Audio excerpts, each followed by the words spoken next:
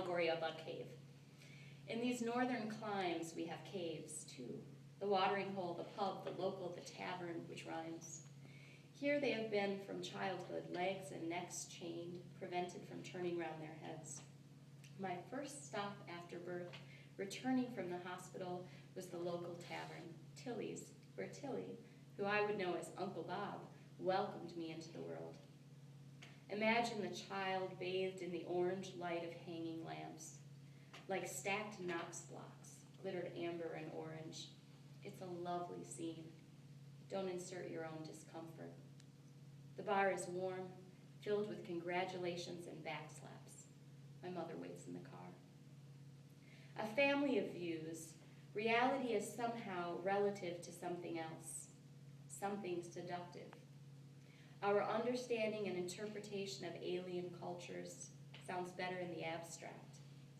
Whether there is a space for an interesting and plausible version, many species of relativism may be plausible or even true.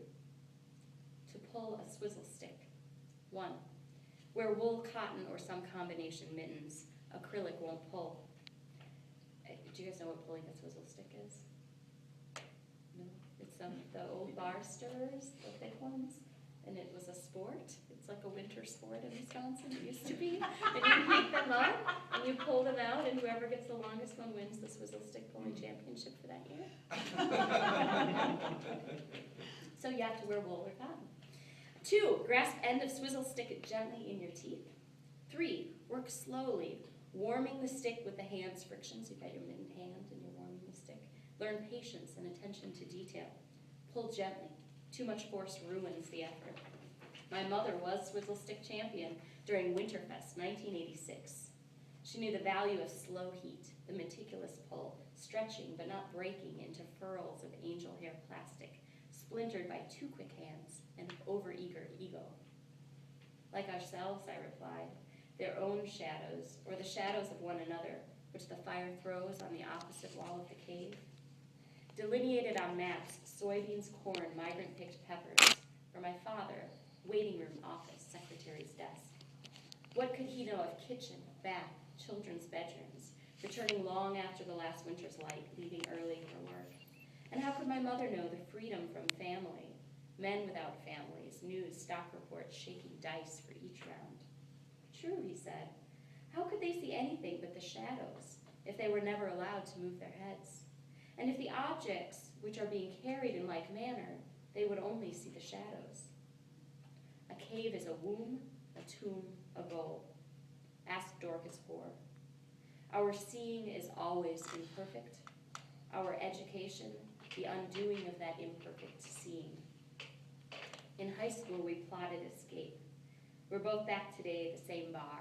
He returned to nurse his mother through her last illness. I have no excuse, except when you open the tavern door on a late winter afternoon, the light blinds both those who enter and those who remain. We blink, readjust, and the door closes to a shouted hello or murmur without recognition. The barkeep places a pressed cardboard disc by way of welcome on the bar. Yes, he said. And if they were able to converse with one another, would they not suppose that they were naming what was actually before them?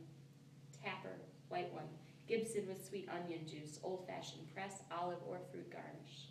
Ship captain crew, bar dice, double or nothing, house pays. Relativistic arguments often begin with plausible, even truistic premises, e.g. that we are culturally and historically situated creatures. We cannot talk without using language or think without using concepts, only to end up with implausible, even inconsistent conclusions. At first, when Eddie is liberated and compelled suddenly to stand and look towards the light, he will suffer sharp pains. After my mother left, he cut short some evenings, or we waited while he stopped for just 2. In the firelight, we finished our homework, listened with half an ear. He will be unable to see the realities of which in his former state he had seen the shadows. And what he saw before was an illusion. A flurry of home improvements, new carpeting, a bank of plywood shelving in the laundry room, 5 spaces still, although we are 4. And the breakfasts. Pancakes, sausage, bacon, orange wedges, half a grapefruit, omelets with tomatoes, mushrooms, onions, green peppers, a slice of melted Colby on top. Even early school mornings. Cave blindness is peculiar. Sight, arbitrary.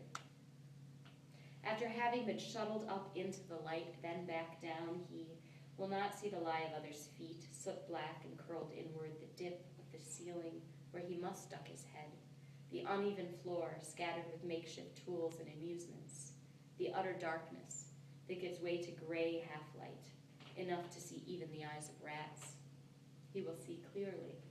Someone makes the shackle and the key. The pedant continues this awkward exercise. He was teaching us relativism without that name, without a context. If asked, he would find the concept immoral. But his reality, orange-lit and dim, hoar-frosted and below zero, is bordered by the body. When he remembered his old habitation and the wisdom of the cave,